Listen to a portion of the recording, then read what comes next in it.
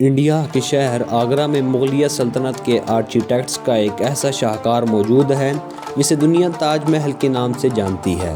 42 ایکڑ پر پھیلا یہ حسین مقبرہ جہاں اپنے اندر خوبصورتی کا ایک شاہکار ہے، وہیں اس پر غم اور اداس کے بادل ابھی تک منڈلا رہے ہیں۔ Once again welcome to my channel. دوستو، تقریباً 4 صدیاں پہلے بنائی جانے والی یہ عظیم الشان عمارت جہاں اپنے دور کی سب سے بڑی عظیم اور بڑی عمارت ہوا کرتی تھی، وہیں آج اس کو دنیا کا 7واں عجوبہ بھی کہا جاتا ہے۔ اس عظیم الشان عمارت کو بنانے کے لیے تقریباً 20,000 مزدوروں نے لگاتار 22 سال خون پسینہ ایک کر کے محنت کی۔ اگر آج کے دور میں اس عظیم الشان مقبرے کی قیمت کا اندازہ لگایا جائے تو یہ مقبرہ حیرت انگیز طور پر $1 بلین یعنی 7,500 کروڑ روپے سے بھی مہنگا ہے، کیونکہ اس کی بنیادی وجہ یہ ہے کہ اس پر کاریگروں نے اتنی باریکی سے اس وقت کام کیا تھا کہ آج بھی انجینئرز ان کے کام کی تعریف کرتے ہیں اور ان کو داد دیے بغیر رہ نہیں سکتے۔ اس عمارت کو اس طرح ڈیزائن کیا گیا ہے کہ مین گیٹ سے یہ عمارت بہت ہی بڑی نظر آتی ہے، لیکن جو ہی مین گیٹ سے عمارت کی طرف بڑھا جاتا ہے تو اس کا سائز چھوٹا ہونا شروع ہو جاتا ہے۔ دوستو، کیا آپ کو معلوم ہے کہ تاج محل کی چاروں میناروں کو سیدھا کھڑا نہیں کیا گیا اور یہ باہر کی طرف نکلے ہوئے ہیں، کیونکہ اگر ان کو سیدھا کھڑا کیا جائے تو یہ اندر کی طرف جھکے ہوئے لگتے ہیں، اور اس کی دوسری بنیادی وجہ یہ تھی کہ اگر زلزلہ وغیرہ آئے تو اس صورت میں یہ مینار باہر کی طرف گریں اور مین بلڈنگ کو کوئی بھی نقصان نہ پہنچے۔ دوستو، وہ کیا وجہ تھی کہ تاج محل کے بنانے والے اس پر ایک خراش بھی نہیں چاہتے تھے، اور وہ کون سے راز تھے جو 4 صدیاں پہلے تاج محل میں چھپانے کی کوشش کی گئی؟ تو چلیے اس ویڈیو میں جانتے ہیں۔ یہ بات ہے سن 1607 کی، جب انڈیا اور پاکستان کے اس خطے پر مغلیہ سلطنت کا راج ہوا کرتا تھا۔ اس وقت کے مغل بادشاہ کا سب سے چھوٹا بیٹا شہاب الدین محمد خرم 15 سال کا ہو چکا تھا۔ اسی خوشی میں آگرہ قلعے میں ایک جشن کا اہتمام کیا گیا۔ خرم مغل بادشاہ کو سب سے پیارا تھا اور دل عزیز تھا، اسی لیے اس کے ہر جنم دن پر شہزادے کو ہیرے جواہرات اور سونے سے تولا جاتا تھا۔ اس کا مطلب یہ کہ یعنی جتنا وزن شہزادے کا ہوتا تھا اتنا ہی خزانہ اس کے نام کا صدقہ کر دیا جاتا تھا۔ لیکن اس دفعہ کچھ اور بھی خاص ہونے والا تھا۔ مغل بادشاہ نے اپنے بیٹے شہزادے کی شادی اپنے ایک وکیل کی بیٹی کے ساتھ کر دی، جس کو ممتاز محل کے نام سے جانا جاتا ہے۔ ان دونوں کو ایک دوسرے سے پہلے ہی نظر میں محبت ہو چکی تھی، اور اس وقت یہ کسی کو معلوم نہیں تھا کہ اس محبت کا بول ہمیشہ کے لیے رہنے والا ہے۔ اگلے 10 سال تک شہزادے نے کئی جنگیں لڑی اور کامیابی بھی خوب حاصل کی۔ اسی بات پر شہنشاہ نے انہیں شاہ جہاں کے لقب سے بھی نوازا، جس کا مطلب ہے دنیا کا بادشاہ۔ شاہ جہاں کی 6 بیویاں تھیں جو کہ آگرہ قلعے کے حرم میں رہتی تھیں، جس میں سب سے زیادہ پیاری ممتاز محل تھی، اور یہی وجہ تھی کہ شہنشاہ اپنا زیادہ تر وقت ممتاز محل کے ساتھ گزارتا تھا۔ 1621 میں شاہ جہاں کے والد کے گزرنے کے بعد 1628 میں وہ شہنشاہ بنا۔ اس وقت مغلیہ سلطنت مکمل عروج پر تھی، اور اس کی حکومت انڈیا، پاکستان اور افغانستان کے بعض علاقوں پر مشتمل تھی۔ ہر فیصلہ شاہ جہاں خود کیا کرتا تھا، اور پس پردہ ممتاز اس کی مدد کرتی تھی۔ تخت نشین ہونے کے 1 سال بعد دشمنوں نے مغل امپائر پہ حملہ کر دیا، اور یہ جنگ 2 سال جاری رہی، اور بالآخر شہنشاہ شاہ جہاں فاتح ٹھہرا۔ ابھی وہ فتح کی خوشیاں منا ہی رہا تھا کہ اچانک اسے خبر ملی کہ ممتاز محل، جو کہ اس کے 14ویں بچے کو جنم دے رہی تھی، اس کی حالت بہت بگڑ گئی ہے، اور آخرکار 17 جون 1631 کو وہ چل بسی۔ یہ خبر شاہ جہاں کے سر پر پہاڑ بن کر ٹوٹی۔ اس کا پہلا پیار اور اس کی سب سے زیادہ پیاری اور دل عزیز بیوی اس دنیا میں نہیں رہی تھی۔ اس غم نے شاہ جہاں کو کالے اندھیروں میں دھکیل دیا تھا۔ اگلے 8 دنوں تک اس نے کچھ بھی نہیں کھایا، اور اگلے 2 سال تک اس نے نہ ہی کوئی موسیقی سنی اور نہ ہی کوئی خوشبو وغیرہ لگائی۔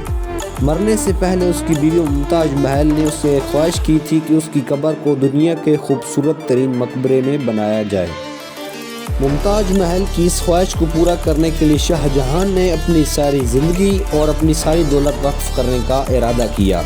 ممتاز محل کی وفات کے 6 ماہ بعد یعنی 1632 میں تاج محل کی تعمیر کا کام شروع کر دیا گیا۔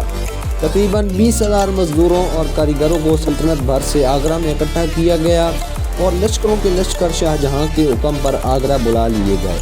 دریا کے کنارے دنیا کے سب سے خوبصورت عمارت بنانا بہت ہی زیادہ مشکل کام تھا، اور اس کی ایک وجہ یہ تھی کہ اگر دریا کے کنارے کھدائی کی جائے تو یہ ڈر تھا کہ کہیں پانی عمارت کی بنیاد ہی کو نقصان نہ پہنچائے۔ اس مسئلے سے نمٹنے کے لیے انجینئرز نے سب سے پہلے دریا کے کنارے کنویں کھودنے کا حکم دیا، اور تب تک یہ کنویں کھودے گا جب تک نیچے سے خشک زمین نظر نہ آ گئی۔ ان کنوؤں کو پھر پتھروں اور گارے سے بھر دیا گیا۔ ان کنوؤں کے اوپر پتھروں کے بڑے بڑے لمبے کالم کھڑے کر دیے گئے۔ اس کام میں انسانوں کے ساتھ ساتھ ہاتھیوں کی ایک بہت بڑی فوج کا بھی استعمال کیا گیا۔ اب باری تھی عمارت کے ڈیزائن کی۔ بادشاہ شاہ جہاں نے کہا کہ اس عمارت کا ڈیزائن ایسا ہونا چاہیے کہ جو کہ پچھلے سارے ریکارڈ توڑ ڈالے۔ اس کے لیے شاہ جہاں نے اپنے باپ کے مقبرے سے میناروں کا آئیڈیا لیا، اپنے دادا کے مقبرے سے عمارت کے مرکز یعنی بلڈنگ کور کا آئیڈیا لیا، اور اپنے چچا کے مقبرے سے گنبد یعنی ڈوم کا آئیڈیا لیا۔ اور جب ان سب کو ملایا گیا تو ایک عظیم الشان ڈیزائن سامنے آیا۔ تاج محل کے لیے کروڑوں اینٹیں تیار کی گئیں اور کروڑوں روپے پانی کی طرح بہائے گئے۔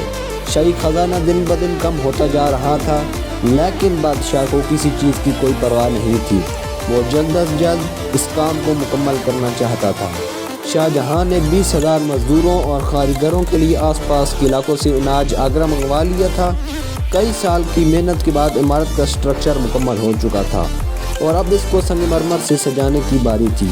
اور یہ سنگ مرمر راجستھان سے آگرہ تقریباً 400 کلومیٹر دوری سے منگوایا جانا تھا، کیونکہ یہاں کا مکرانہ ماربل دنیا کا بہترین ماربل مانا جاتا تھا۔ شاہ جہاں نے تاج محل کے لیے پورا مکرانہ ماربل ریزرو کر لیا تھا، یعنی جب تک تاج محل کی تعمیر مکمل نہ ہو جائے تب تک کسی کو بھی یہ ماربل خریدنے کی اجازت نہ تھی۔ 1000 ہاتھیوں کی مدد سے ہزاروں ٹن وزنی ماربل کو راجستھان سے آگرہ منگوایا گیا۔ تاج محل کو بنانے کے لیے مغل انجینئرز نے جو سٹریس کیلکولیشن کی وہ آج بھی قابل تعریف ہیں۔ دوستو، اگر تاج محل کی خاص باتوں کو بیان کیا جائے تو ان میں سے ایک خاص بات یہ بھی ہے کہ یہ دن میں 4 دفعہ اپنا رنگ بدلتا ہے۔ سورج نکلنے سے پہلے یہ بالکل بلیک شیڈ دیتا ہے، جبکہ سورج کے نکلنے کے بعد یہ لائٹ یلو اور پنک شیڈ دیتا ہے۔ دوپہر کے بعد اس کا رنگ بالکل سفید ہوتا ہے اور یوں یہ دکھتا ہے جیسے آسمان پر کوئی موتی چمک رہا ہو، اور شام میں غروب آفتاب کے بعد یہ عمارت گولڈن شیڈ دیتی ہے۔ 22 سال کی انتھک کوششوں کے بعد شاہ جہاں اپنی عزیز اور چہیتی بیوی کی آخری خواہش پوری کرنے میں کامیاب ہو گیا، اور اس مقبرے کا نام اپنی بیوی کے نام ممتاز محل سے تاج محل رکھ دیا۔ شاہ جہاں کا شروع کردہ پروجیکٹ تو مکمل ہو گیا تھا اور اس نے اپنی بیوی کی آخری خواہش بھی مکمل کر لی تھی، لیکن اس نے مغلیہ سلطنت کو تباہی کے دہانے پر لا کھڑا کر دیا۔ 4 سالوں کے بعد یعنی 1658 میں شاہ جہاں اور ممتاز کے اپنے ہی بیٹے نے شاہی تخت کو الٹ دیا اور اورنگزیب مغل بادشاہ بن گیا۔ شاہ جہاں کو اس کے بیٹے اورنگزیب نے، جو کہ اس وقت بادشاہ تھا، آگرہ قلعے میں ہی قید کر دیا۔ صرف ایک سہولت جو شاہ جہاں کو دی گئی وہ یہ تھی کہ جس کمرے میں اسے بند کیا گیا اس کی کھڑکی سے وہ تاج محل کو دیکھ سکتے تھے۔ 8 سال قید میں رہنے کے بعد 74 سال کی عمر میں شاہ جہاں بھی اس دنیا سے چل بسے۔ ان کا اپنی بیوی سے ملنے کا وقت آ چکا تھا اور ان کو اپنی بیوی کے ساتھ تاج محل میں ہی دفن کر دیا گیا۔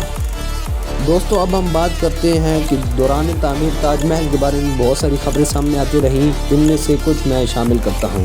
کہا جاتا ہے کہ دوران تعمیر ایک شخص نے تاج محل کو دیکھنے کی آرزو کی اور وہ شخص تاج محل کو دیکھنے کے لیے آیا، لیکن کہا جاتا ہے کہ اس وقت کے بادشاہ یعنی شاہ جہاں نے اس کی آنکھیں نچوا دی تھیں، لیکن اس کے بارے میں کوئی مستند روایت تاریخ کے اوراق میں نہیں ملتی۔ اسی طرح کہا جاتا ہے کہ تاج محل کی تعمیر مکمل ہونے کے بعد بادشاہ نے تمام کاریگروں اور تمام مزدوروں کے ہاتھ کٹوا دیے تھے تاکہ کوئی دوسرا شخص اس طرح کا محل دوبارہ نہ بنوا سکے، لیکن تاریخ کے اوراق میں اس کا کوئی ذکر کہیں بھی نہیں ملتا۔ تو اب بات کرتے ہیں کہ اس کو ہر سال دیکھنے کے لیے کتنے لوگ آتے ہیں۔ ہر سال دنیا بھر سے تقریباً 70 سے 80 لاکھ سے زائد سیاح تاج محل کی خوبصورتی اور بناوٹ کو دیکھنے کے لیے آتے ہیں، اور بہت سی مشہور شخصیات جن میں امریکی صدر ڈونلڈ ٹرمپ، امریکی اداکار ٹام کروز، فیس بک کے CEO مارک زکربرگ اور بہت سی مشہور شخصیات شامل ہیں، ان سب نے تاج محل کا دورہ کیا، اور ایک رپورٹ کے مطابق انڈین حکومت تقریباً 25 کروڑ روپے ہر سال تاج محل سے کماتی ہے۔ دوستو اگر ویڈیو اچھی لگے تو لائک کریں، شیئر کریں اور فالو کریں، اور مزید ایسی ویڈیوز کے لیے ہمارے چینل کو سبسکرائب کریں۔